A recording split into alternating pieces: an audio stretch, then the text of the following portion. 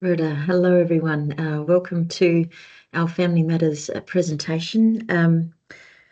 As most of you would know, my name is Catherine Liddle and I'm the CEO of SNAICC. And while I know we're only just inviting you into the room right now, many of you would have seen the very sad news earlier this week that Uncle Brian Butler had passed away.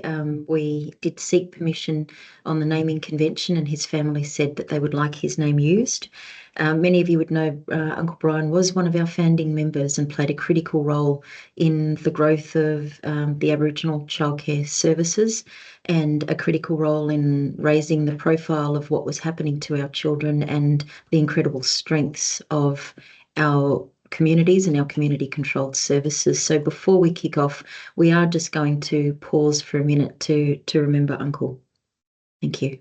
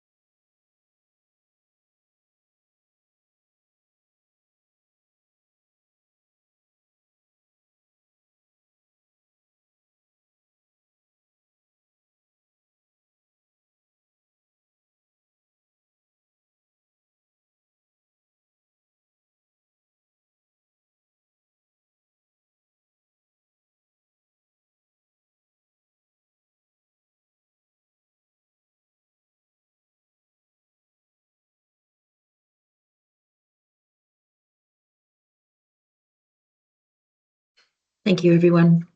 I guess it always is important that we remember those people that came before us and the work that they've done to bring us to where we are today. On the back of that, it is also really important that I acknowledge that today I'm sitting on the lands of the Wurundjeri people, part of that incredible Kulin nation, and a great honour to pay respect to all of those deadly mob and to their elders, past and present.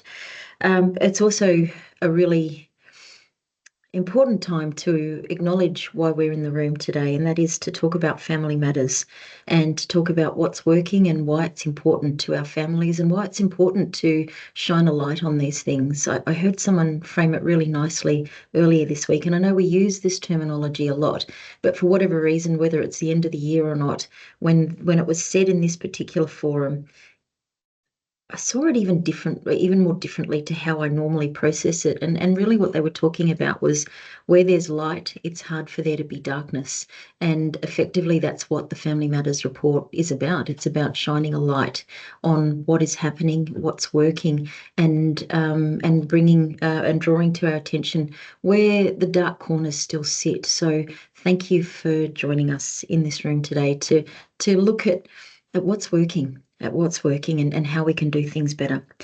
If you've got any questions, we do have a quick Q&A chat. You'll see that in the top bar there, Q&A. Type a question in there, and if it gets a lot of oomph from the audience, then the team's able to bring it to my attention for our Q&A that we'll have after our speakers speak. We do have an incredible lineup of speakers for you, and what we're hoping in bringing them into the room, particularly at the end of the year when sometimes everything feels a bit heavy, is ensuring that all of you have a bit of inspiration and see where the light is and see how we can extend that light and take that light to our children and our families. We know that all of you in the room today have come with a shared purpose, and that is ensuring that all of our children grow up strong and healthy, that they all know who they are, that they all know who their families are, and they're all able to speak to their incredible culture. We also hope that the more times we have this conversation, the closer we get to genuinely turning the tide on the gross representation that our children see in the child protection system. Today we're going to be joined by Associate Professor Paul Gray, who is the co-chair of the Family Matters Leadership Group. We've also got Theresa Simpson, who is the CEO of Mookai, Rosie, Bi-Bayan and Millie Lee Griggs, who is the Senior Belaying Manager for Birthing on Country for Waminda. And we'll have Jamie Crosby, who is the CEO of Families Australia. We are passing on our best to Tabitha Furrer from Life Without Barriers, who was going to join us today to talk about transition plans for Life Without Barriers, but unfortunately she's very unwell and is an apology for today's conversation. While we look at what we launched 2 weeks ago, it's also an important time to look at how we can take the findings of the Family Matters report forward with us. So in order to do that, our guests will talk about what it looks like in practice. We know that where we see change, it's change that's been driven by the staunch leadership of our communities and the services that work with our communities. We know that Aboriginal and Torres Strait Islander community-controlled services respond better to their communities because they were built for their communities, by their communities, to respond to exactly what's that community needs. And you'll hear a little bit about how that works as we unpack what the findings of this year's report are. I won't go into the detail too much. I'll leave that to my co-chair, Paul Gray. And with that said, Paul, it's time to hand over to you.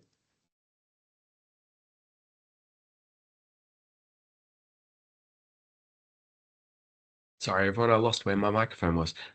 Thank you, Catherine. And I'm grateful to the Tharawal people who continue to care for this country that I am joining you from today. And I pay my respects to their elders, past and present. I also want to acknowledge survivors of the stolen generations who remain among the staunch advocates for our children, families, and communities.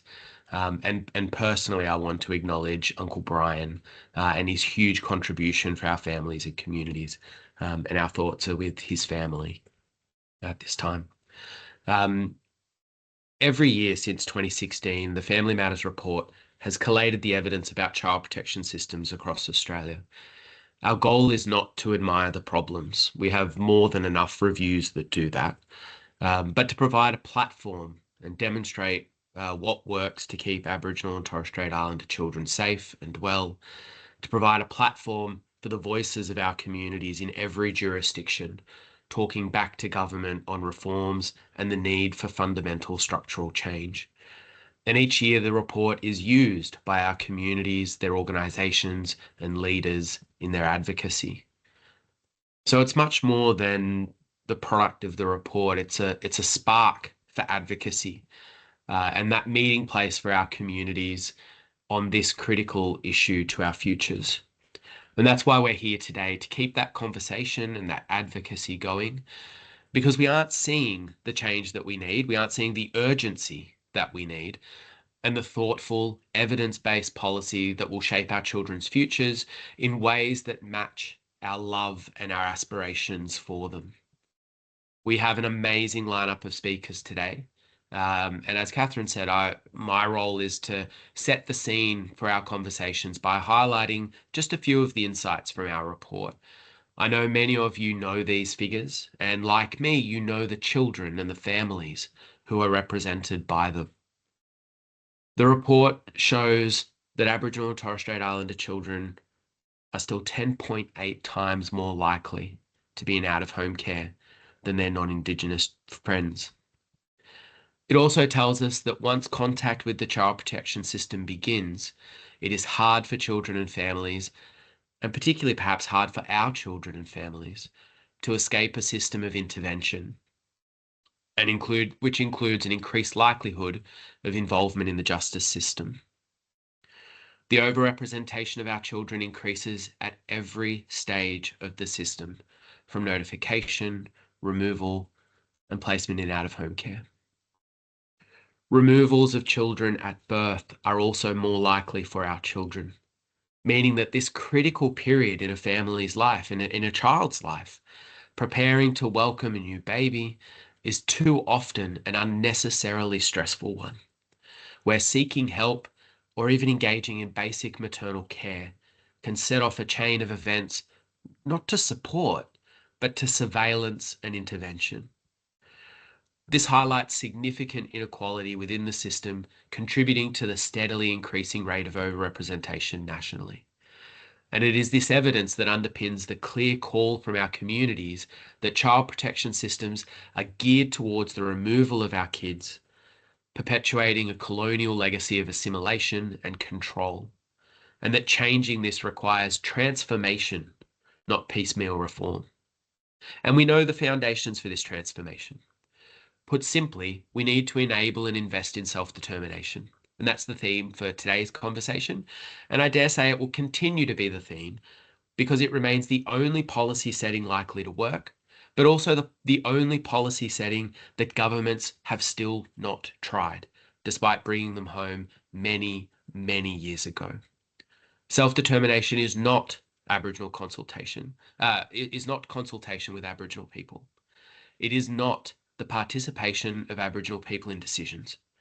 It's about structures by which our communities exercise our collective self-governance in our own affairs. It's identified internationally as the cornerstone of achieving positive outcomes.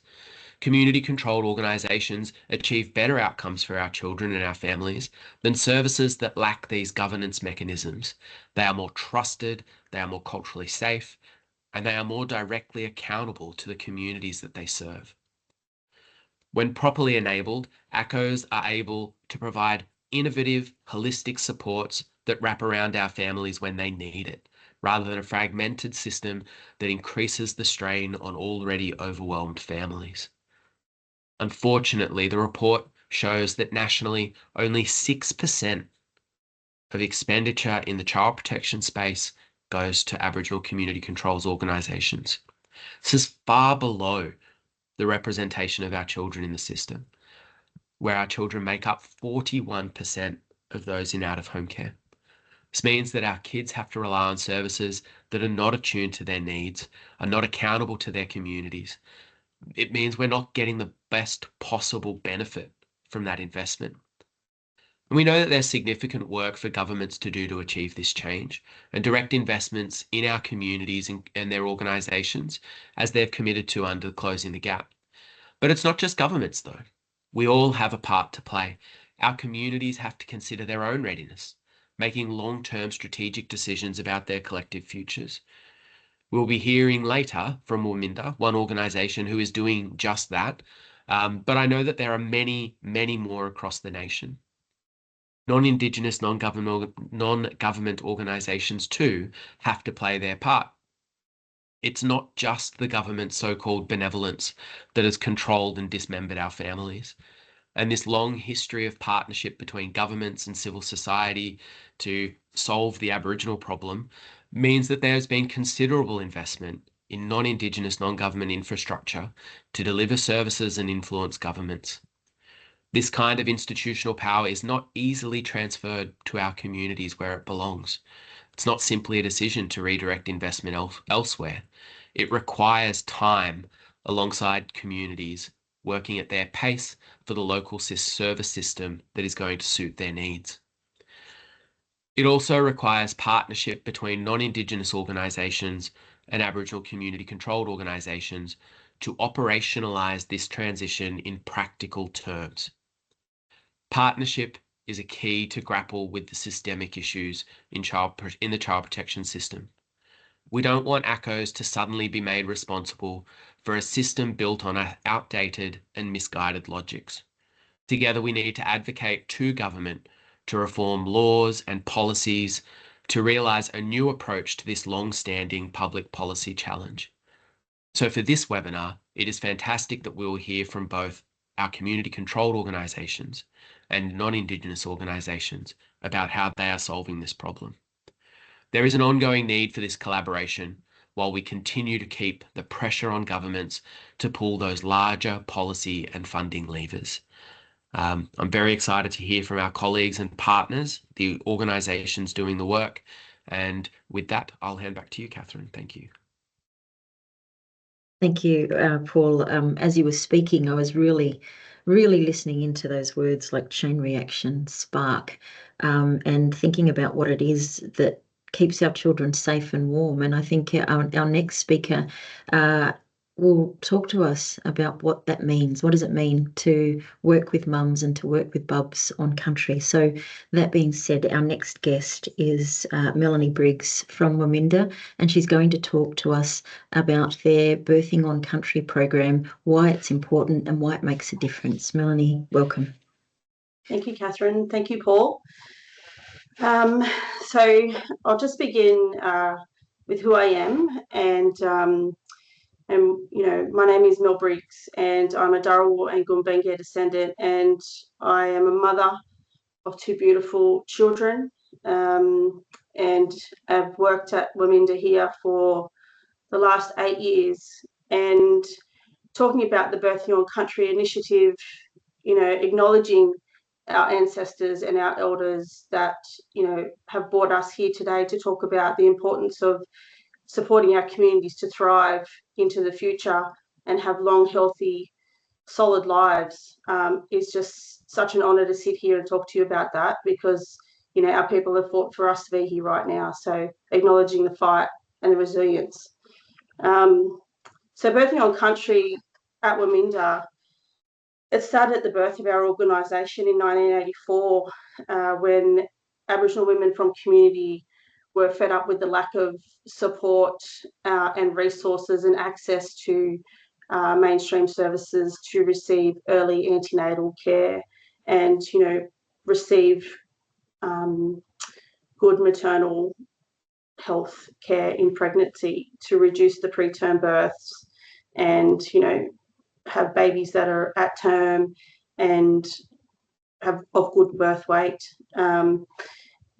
So, you know, not just women showing up to the hospitals late in their pregnancy and having, you know, DCJ report them for not accessing care when in fact it was the institution that didn't enable our women to access the services or didn't provide the services enough.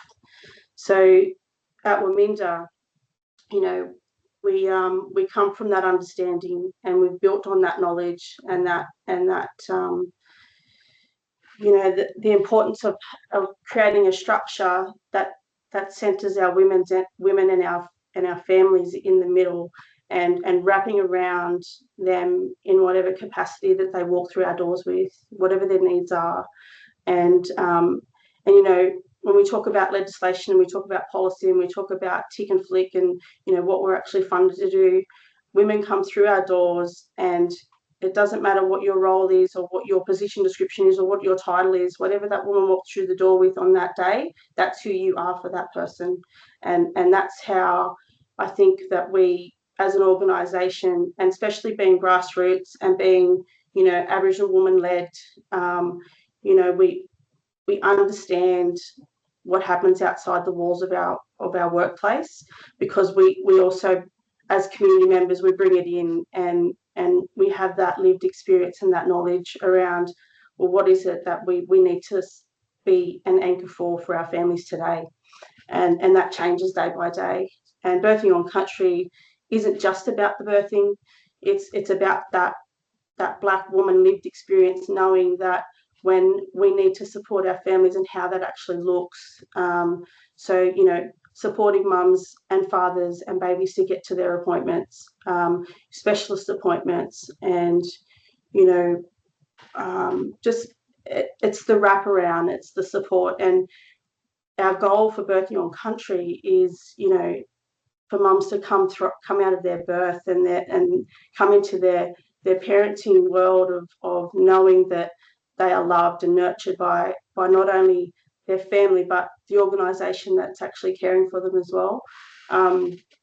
So in Birthing on Country at Waminda, we've been on this journey, the research journey, for the last 8 years, and Professor Yvette Rowe and Professor Sue Kilday, you know, they were part of we were part of the first National Health and Medical Research Grant back in 2017, when we were approached by Aunty Juanita Sherwood to come to Waminda to be a part of this national research. Initially, we were told that we didn't have the numbers to be part of such a big research project, and that was because women were the only target in that research. And we went back and looked at the numbers and said, no, we need to look at our babies. Our babies are the priority. We need to make sure our babies for the next generation and the next 10 generations that they are born well, and we're smashing the gaps in terms of, you know, longevity of life, you know, hearing, and all the things that we need to do to live in this world. We're supporting that growth and capacity from preconception through pregnancy all the way up to the end of life. Like it's not just about birthing, but it's the wraparound. So when I think about birthing on country is absolutely the things that Wominda are and do. So, and yeah, I just feel like birthing on country it needs to be rolled out across the country, however the communities would like it to be rolled out. Of course, what works for us here would be obviously different in other communities, but there are elements of this program that can absolutely be adapted and be utilised. So, you know, we've gone from putting research into action, and now we have a fully functioning 24/7 midwifery on-call program that, you know, the first ACO in the country to be able to employ our midwives in our own right, insure our own midwives in our own right to provide intrapartum care at our local hospital. And, you know, that's not been done in the country ever before. And, you know, we really pride ourselves on the hard work we've done to get to this point right now. And the outcomes are speaking for themselves. Women are coming out of their births more powerful, more knowledgeable. Wrapping around, you know, the families is key to making sure that our women and our families and our fathers, you know, are really grounded in themselves and just supporting their journeys. And it's actually quite amazing to watch. So, and when you think about families that are, you know, the institution has been reporting our babies, our families to the other institution, which is DCJ, and you know, and that's because there's no wraparound support. There's nothing there that's Aboriginal led and culturally safe for our people to access. So there's so many things that we do here at Wominda. So NABU, which is our family preservation and restoration team, our case management team, they all wrap around not only our women but our staff, because we know that, you know, we don't do this in silo. We always do it as a collective, and the more we carry this together, the lesser the load, but, you know, the more the support that the staff get to support the families as well. So absolutely, this model is the first of its kind in the world, because we have been to Canada, and I've been over to New Zealand, and you know, and there's nothing like what we are creating right now. So I'm really excited for the next 5 years of research around, you know, what are the outcomes, because we've gone from not having intrapartum care services and on-call 24/7 midwifery care to being 24/7 on-call, wraparound, not only midwifery, case management, on-call, all of those things. So how do we, and looking at those outcomes, I'm just so excited to see it. And we'll have some reports coming out, you know, next year. So yeah, it's really exciting. And yeah, just thank you for the opportunity to come and share this important work with you all. Thank you, Melanie. And it's true, the Family Matters report is full of incredible case studies, like the one coming out of Wominda. And every single one of those case studies is about meeting their communities where their communities are. And I thought that was wonderful, that demonstration of it doesn't matter who you are or where you're at. As you walk into Wominda and you walk into that program, you're met as who you are, just as a person who needs some support. Our next guest speaker actually comes from a little bit further up in Yidindi country, and it is That's Theresa Simpson, who is the CEO up there of Mookai Rosie. Now, again, Mookai Rosie, if you mob have never come across this organisation, another one of our deadly community-controlled organisations that grew out of a community need, recognised that our mob needed different ways to access services, and recognised that sometimes those services people needed weren't there. I might throw over to you now, Theresa, to tell us a bit about the work that you mob have been up to. Thank you. Thank you very much, Catherine. I appreciate that intro. Can I just say that I pay my respects to Uncle Brian and his family, condolences to them for their loss. I'd like to acknowledge the elders also, past, present and emerging. I come to you here from the Gimoy Wallaburri Indigenous community, which is in Cairns, North Queensland. So thank you. And thank you for allowing me to share with you a little bit about the work that we do at Mookai Rosie. So first of all, Mookai Rosie Bi-Bayan means Auntie Rosie's place or home. And it's a home away from home for our women and children that are located from the rural and remote areas of the far north Queensland, which is the Cape York Peninsula and the Torres Strait Islander region. Our clients travel from their remote areas and they travel to Cairns for their birthing purposes and medical needs. There is a birthing option for our Cape clients in Weipa, but a lot of our ladies fall into that high risk category and need to travel to Cairns.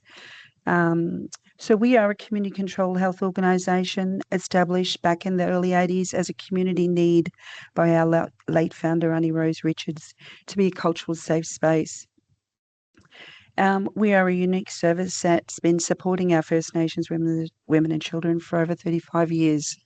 So our model focuses on preventative and opportunistic health, which is led by our health workers on the floor, and it's supported by now with a multidisciplinary task force with all the supports needed for our ladies, with that wraparound support, with the social and emotional well-being, the maternal services, clinical services, all that sort of support wrapped in for the best outcomes for our mob. So depending on the complexity of our ladies can come down and stay with us for a couple of days or up to 6 weeks. It really depends on the amount of support that they need during that pregnancy. Some of those ladies experience child safety concerns and with their pregnancies and, from the obvious domestic violence issues, relationship problems, drug and alcohol addictions, you name it, we see it. And as soon as we recognise that someone needs some intense support, we try and act very quickly. We're reactive to this situation and we try and put a safety plan in place and try and prevent removals as soon as possible, collate what needs to take place to prevent that from happening, get together all the supports, have the conversation and work on a plan to prevent a removal. So an example of some of the work that we do is we had a lady that went into hospital, gave birth. Concerns were raised from the hospital start that she wasn't really engaging with the baby as much as she should be. Child safety comes in and they're having conversations around neglect and, should we be intervening because mum's not, providing that level of care. So we get in, we step in there, we come to the table, we bring in our social workers and our midwife. We have a conversation around, let's bring the lady back to Mookai Rosie. Let's work on building capacity in her, with the network that we have in-house. So, working on building, that capacity in her. So one of the strengths I think Mookai Rosie prides ourselves is with, having our ladies come and stay with us. They can stay with us, like I said, for up to, 6 weeks at a time, depending on that complexity. So we really build that relationship with our ladies. We're able to open up, we build trust. People open up and share their stories with us. So this is where we're identifying, what those real gaps are, so how we can best support them. So she's disclosed to us that she's lost her mum 6 months before she's given birth and her mum's committed suicide. So, you know, she's withdrawn, she's grieving, she's going through those emotions. So we do provide counselling, we provide the mother crafting that she really needs to enable her to be the parent that she needs to be. You know, we talk about safe sleeping, we talk about skin to skin contact, all of those elements that are crucial to bonding with that baby. You know, we give her the counselling when she needs. You know, it's really important that work, because we see huge outcomes for our ladies, and we're able to keep families together and prevent those removals and send them back home. And look, it's that cultural safe space that we provide for our ladies, that where they're secure and they have a voice, and we're advocating on them. And it's really important. We see the great work that we do. So it's a little bit about the journey that we do, and I'll give you an insight of the work. So, you know, that's the successful outcomes that we have, and we're able to let mums and babies go back home and be together. Thank you, Theresa. And I should have mentioned, you might have noticed Theresa's screen is a little bit blank because she's very unwell today, and yet still she thought it was important enough to come to join us, hence our lovely photo holder. Thank you very much, Theresa. And, you know, when you were talking, I mean, it's common sense, isn't it? And it's what the Family Matters report says. It says that Aboriginal community-controlled organisations get outcomes, and those outcomes involved keeping our families together, which is the key to stopping the overrepresentation of children in out-of-home care. So it makes sense that it's not only the governments that we're leaning on, it's also moving those other parts of the picture, moving the other pieces, the jigsaw puzzle, and that does mean looking at who our partners are and what our partners are up to and how they might also be helping to create a different story for our children. So with that being said, our next guest is Jamie Crosby, who's the CEO of Families Australia. And Jamie's been doing a lot of work talking to the NGO sector about what their role might be as we start looking at what a transfer of service delivery could be and should be. Jamie, welcome. Thank you, Catherine and Paul. And can I first acknowledge that I'm joining from Ngunnawal Ngambri country, out Canberra Yass Way on the east coast, and I extend my respects to ancestors and elders. As a national non-Indigenous organisation, Families Australia has members across various lands and sea country of this great nation, and I extend my respects and that of our members to all ancestors and elders of the various traditional owners and communities across the country. I just wanted to pause for a brief moment. We all learn in different ways, and what struck me in rereading the Family Matters report in preparing for the couple of words that I'm saying today is page 13 of the report. It's pretty, I'll hold it up. It's pretty small font. You don't need to read it. But the quick question is, who can see a green box on that chart? Don't look too hard, or you can look as hard as you want, but you're not going to find one. And the challenge is, as an assessment of indicators, there is not a green box that indicates under the building blocks that good outcomes or positive change at the rate required is being achieved. We have 9 outcomes that are very poor, 16 that are poor, and only 7 that are promising or improving. And the work of the Family Matters team in highlighting the fact that there are no indicators with a green light in the traffic light system is a little bit confronting for all of us. And particularly within the context of my comments today, I think that is a confronting challenge for non-Indigenous organisations and one that we need to respond to. The Changing the Balance project was a specific sector consultation process primarily aimed at the non-Indigenous NGO sector. There were a number of First Nations ACOs and providers that were involved in the consultation, but this piece of work was a contributing body of work to the development of the Child and Family Investment Strategy, which SNAICC and the team and their colleagues are doing a great job in developing, and we would hope that some of the insights from this piece of work contributes to better outcome for children and young people, especially First Nations children and young people who aren't able to live at home for whatever reason.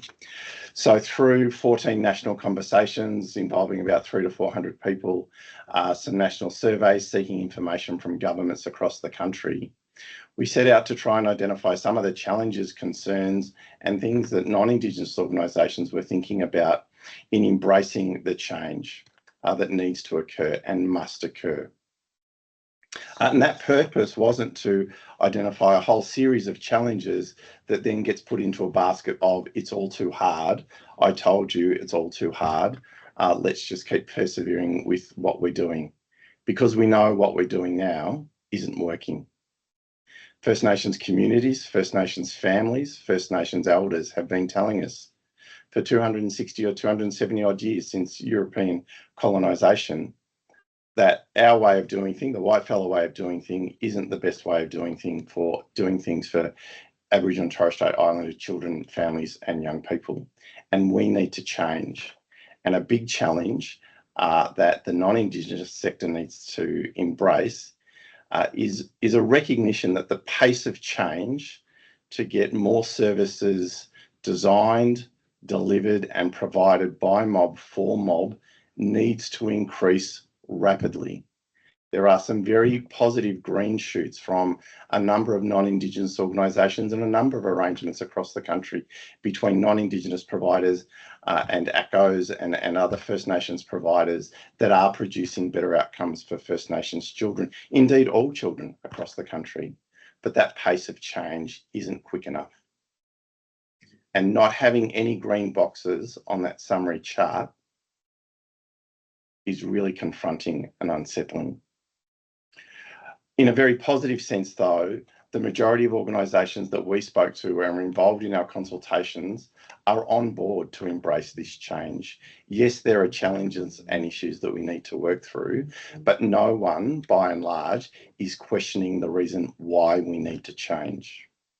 And through the consultations that we undertook and some of the conversations that were held, there were a whole series of examples where non-Indigenous organisations were proactively and deliberatively seeking to work with ACOs and First Nations organisations in their communities and regions, and showing a preparedness to be open to change and respond to the needs and aspirations of children, young people and community leaders in First Nations communities.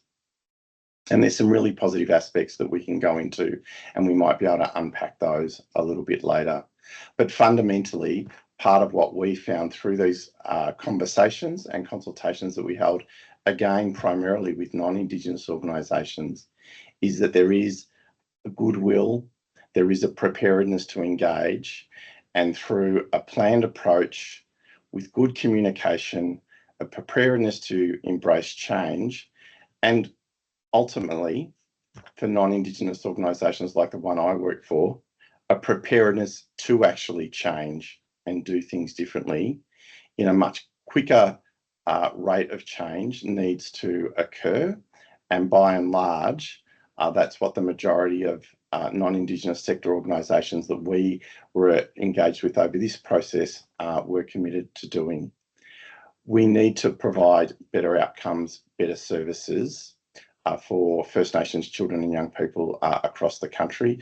We need to, in some respects, be quite ashamed of the overrepresentation of Aboriginal and Torres Strait Islander children in the out-of-home care system. We need to acknowledge and commit to changing the proportion of funding that's going directly to Aboriginal and Torres Strait Islander organisations in this space, particularly for early intervention and family preservation services. And for my organisation and for some of my colleagues, that includes stepping back and getting out of the way and saying, if we are committed to supporting self-determination, if we are committed to reconciliation, and if we are committed within an allied perspective to walking alongside Aboriginal and Torres Strait Islander members of our communities, then we need to make these changes ourselves.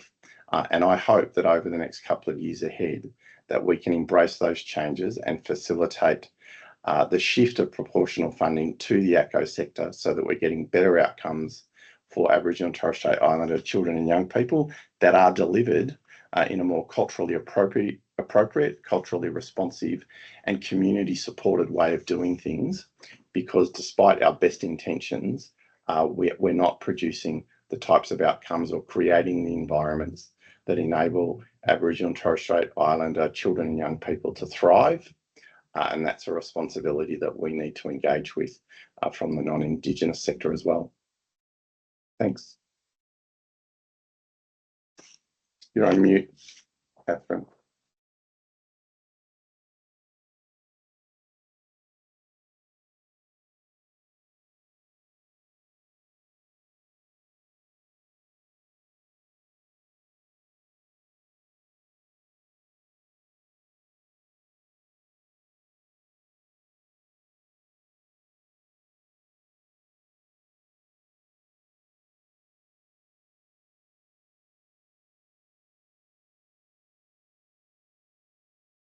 Paul, is there any way that you might be able to jump onto the microphone if there was any initial reaction from you about any of the three presentations to date while we work out Catherine's tech problem? You know what? Not that I hate to cut Paul off, but it's working. Paul, give you a reflection. Just letting you know we've managed to work out what went wrong. A reflection. Yeah, I mean, I think it has been summed up so well, and I was also looking at the comment that we have from Trilby in the Q&A and reflecting on that as well, which I kind of see the thrust as talking about accountability for the investment that is being made to service the needs of Aboriginal children and families. And how important it is that communities, through their own processes, determine how and by whom they are represented. And we saw two fantastic examples of that when we heard from our colleagues at Waminda and at Mookai services. And the huge gains that can be made in very practical terms. And what I loved about both of the presentations was that grounding in the practical, in the families that walk through the door and the challenges that they are facing, and being very human in that, not being judgmental, as systems often are, but working out how can we help today. And that's what communities have always done. And I appreciate Jamie pointing out that sometimes the challenge is that there are too many other systems positioned as helping that get in the way of some of these normal community responses, and take up space that should be in the hands of our community. That's certainly what is at the heart of many of our building blocks in the Family Matters building blocks. And as Jamie very directly pointed out, we're not seeing a whole lot of green in the implementation of those building blocks. Thank you. I think, Paul, it's the first time we've seen no green in the implementation of those building blocks, which is really disappointing. But the Family Matters report, at the heart of it, is about shining a light at where there is progress, and that's why we bring our services in the room to talk to you, Mob, about what is going so well. And my reflections too was very similar, Paul, and that is that comment that Jamie made. This isn't about a basket of all too hard, because we know what's happening now is not working for Aboriginal mob, and that accountability for the Aboriginal expenditure. At the end of the day, there is accountability for that, and we know that at the heart of it, and I think you framed it coming in, is that our services are accountable to their communities. They are accountable to those families, and that is what's so fundamentally different about that. In terms of questions that had come in before this particular before we kicked off, one of them was for Waminda, because someone heard you were talking about birthing on country and knowing how to get through conversations when people tell you it's all too hard. Could you talk to us a little bit about what the challenges were in order to get your program up and running? I mean, I'd imagine there were some incredible barriers that UMOB needed to jump, Melanie, in order to be able to get birthing on country. Yes, that is a big question, and there were many barriers. I guess the biggest barrier was that the institution wasn't fully aware of what we were trying to implement. We went from research, and because we're so action focused and strength based, we were like, okay, we're creating this.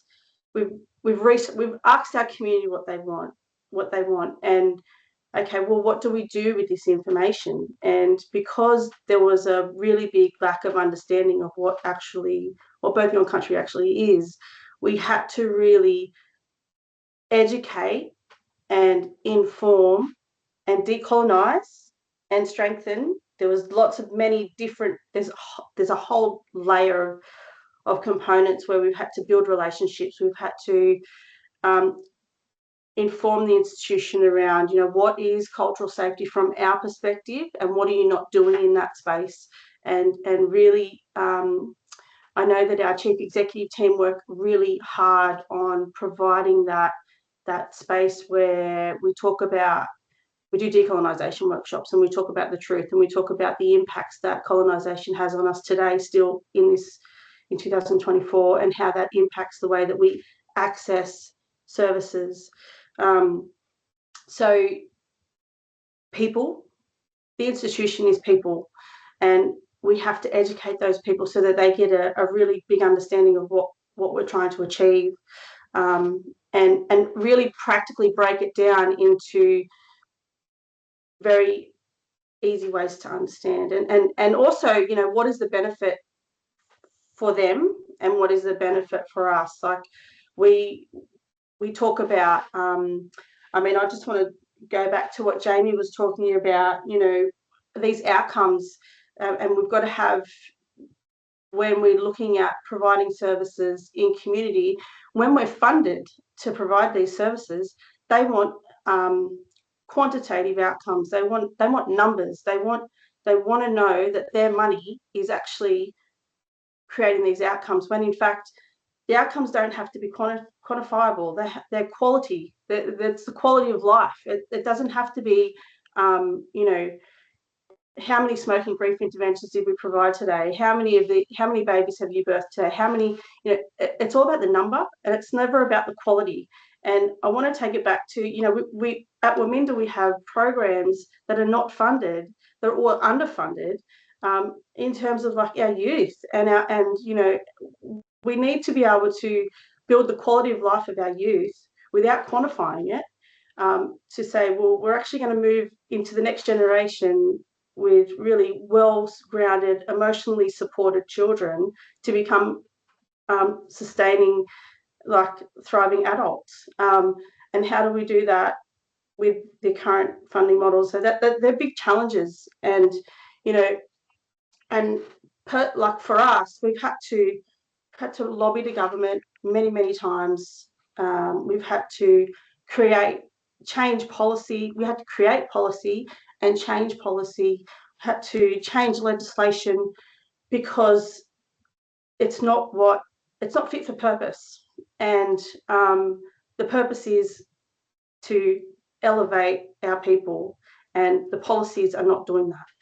And for example, our birth centre, the New South Wales Private Health Facilities Act required that a medical officer be on site 24/7. Now, in reality, we don't need a doctor to be on site 24/7 for birthing. Birthing's been happening since the first sunrise. So we need to bring it back to who we are as humans and really simplify it and talk about, what are the impacts, which is Western society. So we're trying to bring it back, reclaim it, and normalise life for our people. And it's been really challenging to talk to that, because we live that, and we're talking to people that don't live it, and it's it's such a challenge to try and change people's perspective on who we are as peoples and what we need for our people and how we need to do it for our people. So that's been that's a lot of the challenges. And the institution itself didn't trust us. That in itself talks a lot. That talks a lot, right? So who are we as an Aboriginal organisation to be able to provide this service? They're the words that we've had to come up against. Who do you think you are? You're going to be rogue midwives. You're going to have dead babies. No, we're not, actually. We love our families and we love our communities and we love our women and our babies and our fathers. Do not speak to us like that. We are not stupid people. We are actually loving and nurturing people. So it was all around,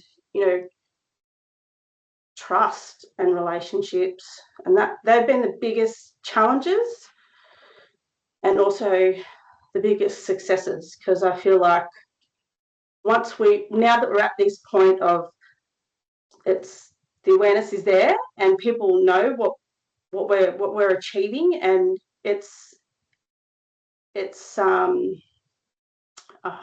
look, the successes are the women still come to us. The women are coming to us and they're having beautiful, fat, chunky and healthy babies, and we're supporting them into their parenting lives and their journeys, and we're going to be here forever for them. And that's what we've created now, is like, well, the next 10 generations, they're going to have this birth centre and they're going to have Waminda, and I just cannot wait till the next generation of, like, I step out of this spot and then the next strong Black staunch Koori woman sits in this seat and says, yes, this is what we're doing, this is what we're continuing to do. Like they're the successes. It's the growth, it's the thriving, it's the longevity, it's generational wealth and health all in one. Mel, thank you very much. I love that. We're not stupid. We are loving and nurturing people. And the fat, chunky babies, I could see those fat, chunky babies. I just wanted to hug all of them. Theresa, we've got 8 minutes left, but we would like to ask you a question before we jump off, if that's okay. And it really leans into a little bit about what Mel was saying there about the need to create change. And while she was speaking to the changes in policy and creating new policy, your Mookai's journey has meant changing the way you work. So I'd imagine that means changing what your workforce needs are and your structures. That's a challenge in of itself. Can you talk to us a little bit about what that journey's like and how you did it? Oh, absolutely. Look, I can relate to what Melanie is talking about, because making a change and trying to bring it across the line has been very challenging. We're trying to expand our workforce and try to grow it to support our women more. And there's one roadblock after another. And, we're trying to move into the birth space to support our women more in that area. So like I've said before, we've expanded our organisation to meet those needs. So one of the areas that we feel that we need to focus on is our ladies are birthing alone. They come down, they don't have escorts, and they're birthing in a sterile environment. So we're trying to navigate what that bit looks like. We're trying to look at the birthing on country principles and trying to put in place more cultural aspects. But we're always being challenged. We're always questioned about safety aspects, all of that stuff. So I completely understand what she's saying. We want to change some birthing outcomes. I'm seeing the increased numbers of our ladies having cesareans. So we're bringing in the cultural birth attendants to be a part of our women's journey. We're talking about changing outcomes. We're talking about changing. We need to have, for our women to have natural births and build that attachment bond. That's all a part of that separation and attachment, which is taken away from us when we're having cesareans. It is really, really tough. And for us to have a voice, sometimes we're not heard. And, it is disheartening, but we're persistent and we're trying to get into that space. And we've built some great relationships with the hospital, which is fantastic. But, you know, the obstacles need to stop because we know our people, we know what's best for them. They're telling us what they want, and we're trying to bring in what the next best options for around cultural safety, around, you know, cultural beliefs and, you know, customs. Introduce that in there, because in the sterile environment, it's frowned upon. It's, you know, it's questionable, and because our ladies are so high risk, it's all about the risk factor is constantly plays a higher element. And we all know that there are risks there, but if you're within the woman's journey, you know, we're trying to bring our cultural birth attendants into that journey earlier in the pregnancy so we can change those outcomes. You know, everything that we do is evidence-based on and best practice, and it's an innovative approach to make a change. Thank you, Theresa. Listen, all of your stories have been incredible, and again, it is why we have the Family Matters report, because we know that change is possible. Our communities have told us for a very long time that change is possible. What we know is that at this point in time, the investment into our families goes elsewhere. So what we're hoping to do is share those stories. We're hoping all of you can share these stories as well. Take a look at the Family Matters report, dig out what you need to do. It provides an incredible resource for advocacy. This is what our families tell us. And if I lean into what Theresa was just saying there, you know, the obstacles need to stop. We know what is best for our families, and we have known for a very long time. Before I wrap us up, Paul, we have 4 minutes left. Is there anything you'd like to say quickly to everyone online? It's a risky move asking me to say something quickly, Catherine. Well, look, I think to everyone online, I want to take the opportunity to thank you all for making the time today and at as busy time of year, and for continuing to turn up, because that's ultimately how we create change, whether it's at the local, the state and territory, or the national level. We do it by turning up and demanding that these things be different. And I think the other thing that I wanted to, I suppose, touch on that we heard from all of our speakers today is that this is fundamentally about accountability. That the investment that is happening in this space is not being aligned, that we don't have the right structures in place to for accountability. Mm-hmm. And we're not counting and holding those things accountable to the things that actually matter for our kids and for our families. And so we need to, too often it's aligned to non-Indigenous perspectives and priorities for our children. And that's why we continue to see, if we keep counting the wrong things, we're going to keep getting the wrong outcomes. And so we need to, I think it's why one of our building blocks is about strengthening accountability across the whole system. Our communities want and demand greater accountability for their services, and you do that by putting it closer to the ground and in the hands of those who carry the consequences for good decisions and bad. And that's our communities. So thank you very much to everyone for making the time today and for continuing to turn up. And I hope everyone has a safe period moving forward. Mm-hmm. Thank you, Paul. And I'll just reiterate what you said. Change is possible, and for change to happen, we need to continue to show up. Again, thank you everyone for showing up. In particular, a huge thanks to Paul, to Theresa and Mel and Jamie for sharing your stories. We look forward to you mob sharing the stories that are in the report. And if you've missed it, YouTube, if you want to share it, YouTube. And if I don't see you before Christmas, have a lovely holiday period. All right, Mob, thank you for joining us. Thank you.